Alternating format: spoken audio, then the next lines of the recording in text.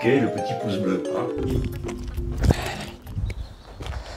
Bonsoir à tous, aujourd'hui on se retrouve pour une toute nouvelle vidéo, c'est le 4ème épisode de À la loupe et aujourd'hui je vais parler vite parce qu'il faut enfin que ça fasse moins de 5 minutes, c'est parti. Pingui Country. Mais non. En 5 minutes maximum. Non, comment on fait des pastèques? pas le temps. On peut payer en blinis. Putain. Me posez pas de question de pourquoi est-ce que je suis dans un endroit abandonné et que mon cul est sur un pneu, moi non plus je sais pas. Je vais essayer de faire court, c'est très simple, j'avais trouvé un bon spot dehors parce que j'ai pas envie d'être un gros puant. Grand soleil et tout, c'était magnifique, sauf qu'évidemment il y avait beaucoup trop de vent, extrait. Je sais pas dans quoi je m'embarque, j'avais trouvé un bon spot pour tourner l'épisode, mais où est-ce que je suis en train de faire? Il y a 2 épisodes qui sortiront comme ça un peu en plein air, parce qu'il fait beau, c'est l'été donc autant tourner dehors, c'est mieux. Bon voilà, là j'ai lancé le rec, je vais essayer de faire un clap.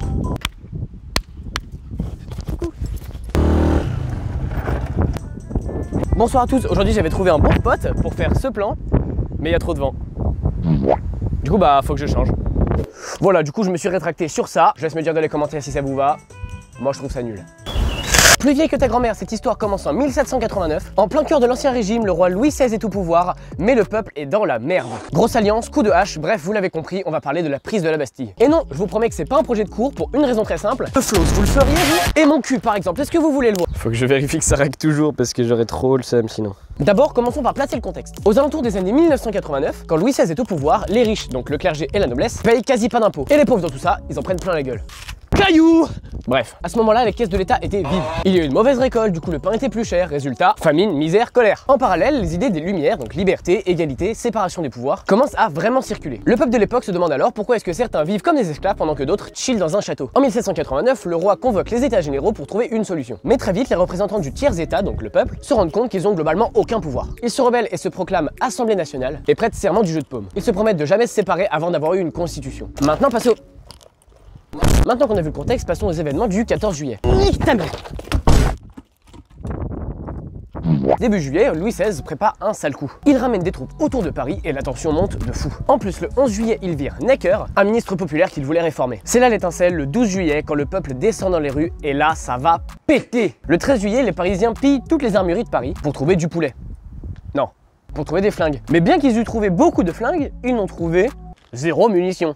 Enfin si, mais j'exagère pour que ça fasse une bonne vidéo, me commencez pas à me péter les couilles. Donc le lendemain, le 14 juillet 1789, direction la Bastille. Une vieille forteresse / prison, un grand symbole du pouvoir royal, parce que Louis XVI y enfermait globalement qui il voulait, et le bruit courait que dans cette prison, il y avait un gros stock de munitions. Même si elle ne contient que 7 prisonniers à ce moment-là, elle représente quand même l'oppression. Vers midi, une foule immense entoure la Bastille. Les négociations traînent, ça s'énerve, et vers 15 h, ça tourne à l'assaut. Après des heures de baston, les gardes finissent par céder. Le gouverneur de Launay est capturé, puis exécuté. Est-ce que c'est bon pour vous? Sa tête est promenée au bout d'un pic, ambiance révolutionnaire activée. Il y a 0 vanne.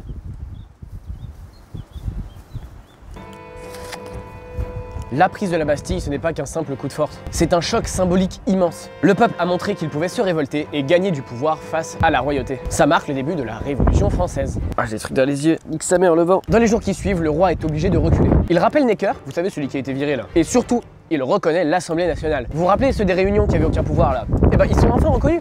Putain de vent de merde. Les paysans attaquent les châteaux, brûlent les registres de dettes. Bref, c'est de l'anarchie. C'est ce qu'on appelle la grande peur.